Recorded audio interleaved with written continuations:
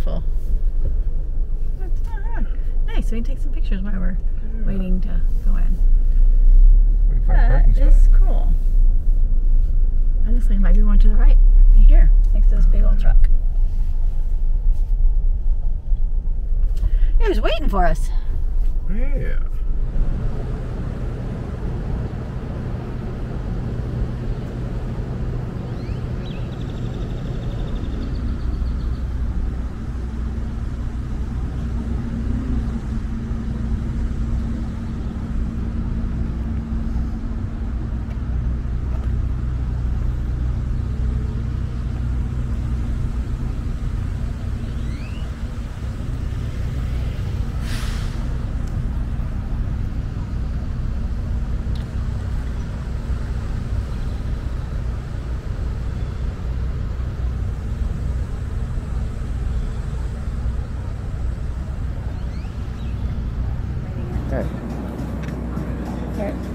So we're here at Still Austin in Austin, Texas, and we are trying a flight of their spirits, mostly bourbon.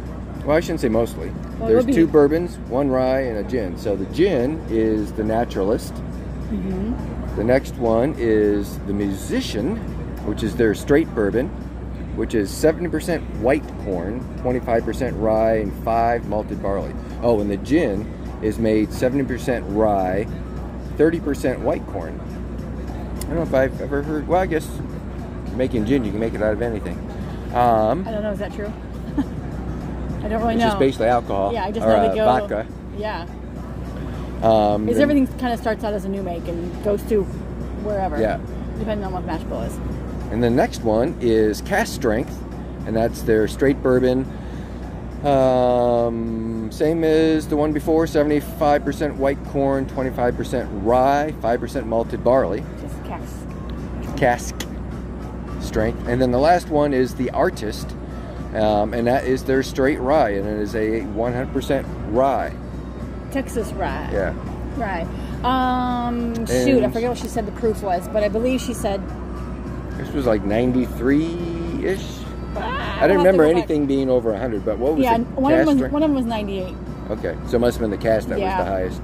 It was kind of hard to hear, so when we were ordering it, so we'll just put it down. So they look like this.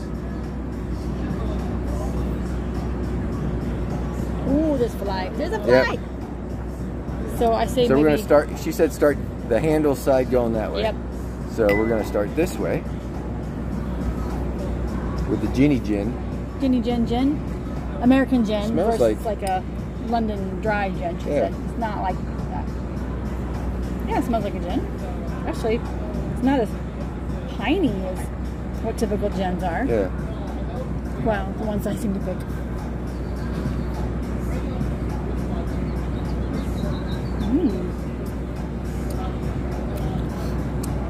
Yeah, kind of tastes like a gin. That finish of citrus. Doesn't have as quite the mouthfeel as some of the other gins that we've tasted, or vodkas that we've tasted that have been kind of thick and oily. It's got a little heat to it. Yeah. Yeah, there's that burn. But I also, it's kind of a Texas hug right here. Oh, I held it in my mouth a little longer too. But I think it's definitely got a little bit of heat to it. Yeah. That's actually pretty good. Let me try this again. It smells good. We should have got some water. Do you see water in there anyway? I think she might have mentioned it, but it don't matter. All right, so now we're moving on. We're moving on to the Musician, which is their straight bourbon. Oh, that's got a nice caramely, buttery, toffee. Yeah, that does smell good. Smell? It smells real good. You me go first? Yeah, you go first this time. Okay.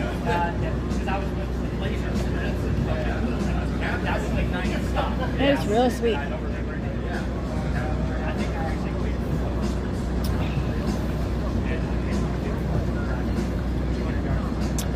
It's got some peppery to it. That's pretty good. Makes sense why it's sweet with 70% corn. Oh yeah. It's pretty sweet. It doesn't stay with you. It doesn't have a long finish, or Yeah. it definitely doesn't linger. Yeah, I mean, you take a drink of it, it was a nice taste, and it's gone. It's gone. Yeah, which is okay. Yeah, we'll take it. Yeah, I mean, I just like it to last a little longer.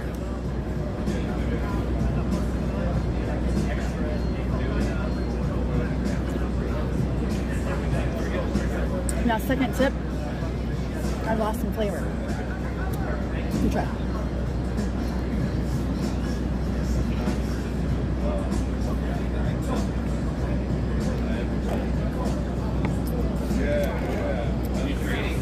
Yeah, now it's just real mellow. Yeah. I don't Feeling the burn a little bit more. Still very sweet. Yeah. Buttery. That viscous mouthfeel kind of. Yeah. I feel like it would lose itself in a cocktail. Oh yeah, I wouldn't put that in a cocktail. But again, I think that's great for drinking neat. Maybe over the rocks. Yeah. I mean, I would probably dilute it more. I feel like it's a good segue for a beginner into a little more heat on the palate. But after someone gets past that first heat, I think it's smooth, easy drink. Yeah. So, yeah. Anyway, so the next one is their cask strength. Yeah. Same mash bill. Same smell as the musician, but just more intense. A little more intense. Yeah, you can go first. Has more ethanol in it too. It's definitely got really good legs.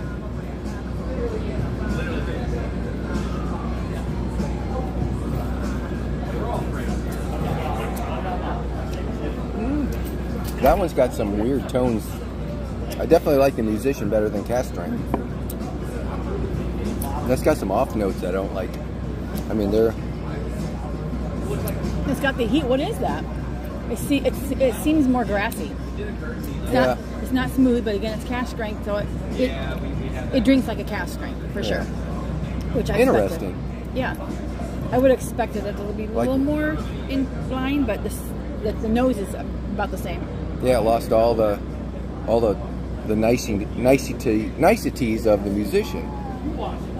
I don't taste any of that butter, caramel, coffee. And I'm picking up some note on the nose that's not in the other one.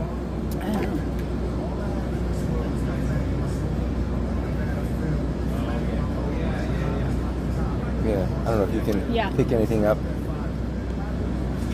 Very sweet and kind of cologne-y, like men's cologne, but in a good way. Not because sometimes men's cologne can be very powerful.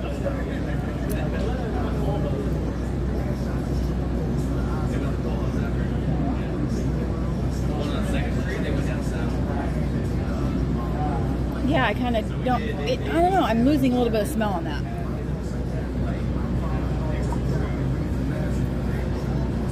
Almost always I like the cask strength version of bourbon whiskeys, but I think I'm with you. I think I like the musician better. Yeah. Yeah. Which is good because it's $45 versus $60. Which are still good prices for both of those.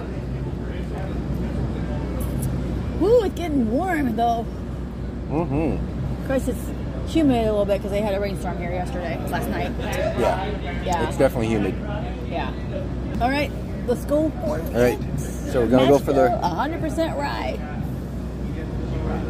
Oh, that's kind of a sweet. Oh yeah.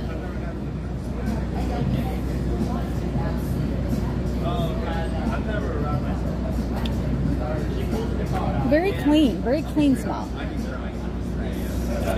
Yeah. For a second there, I got a whiff of like Windex. Yeah. See, tell me that's not the case.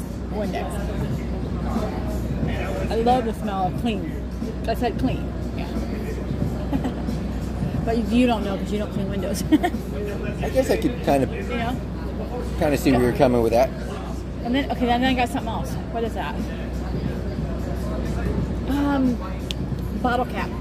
Maybe root beer bottle cap? Yeah. Yeah. I vaguely remember those candies, but yeah. Like when you open it up. Because it never tasted like root beer to me. No. But it always tasted. But when you open up the package, yeah.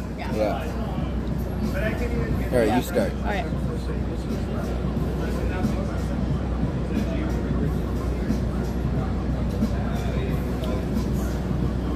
Oh, interesting.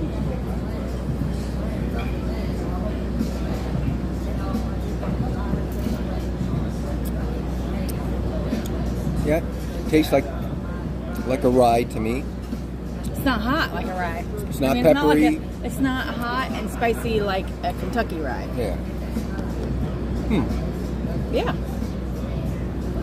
We have to figure out, research later since we can't use their mobile website, see what their what rye they have. You should probably behave. More rye. More rye. Okay.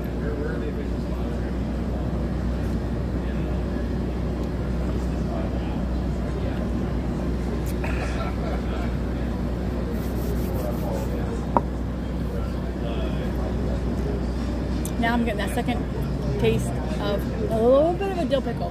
Dill pickle? Yeah. Yeah. Which I don't mind because it's not sweet.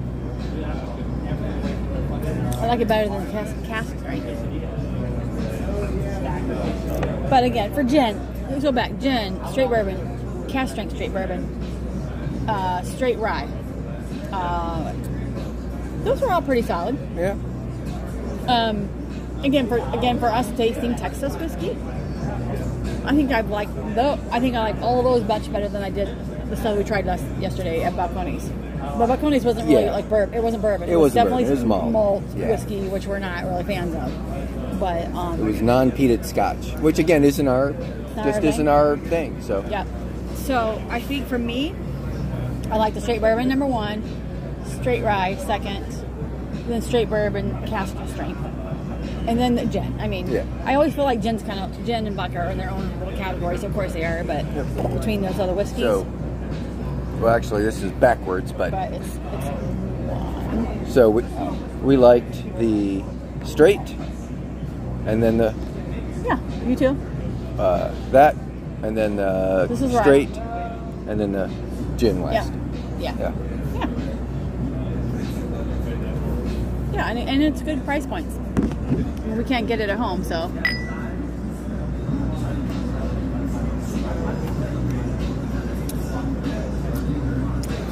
Oh no, that tastes different. That lost all its buttery, but then again. Well, it's kind of hard to go back and forth, right? And this is what we know about when we do tastings.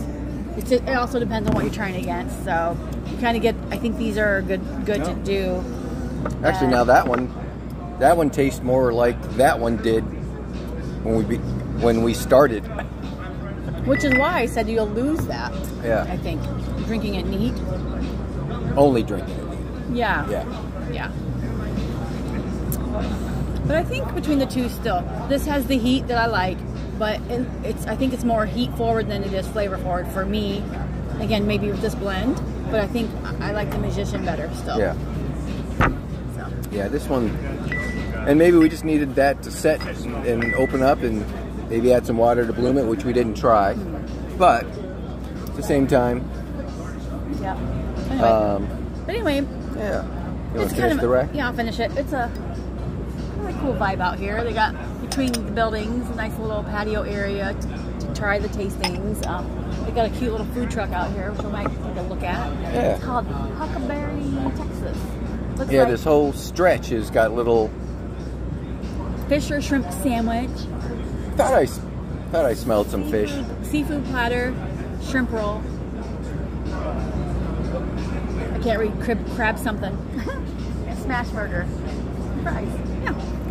But I think I want to try to find a Texas barbecue because the next visit or next distillery we're headed to is Crowded Barrel Distillery, which is in South Austin as well. Whiskey Tribe. Whiskey Tribe. We're going next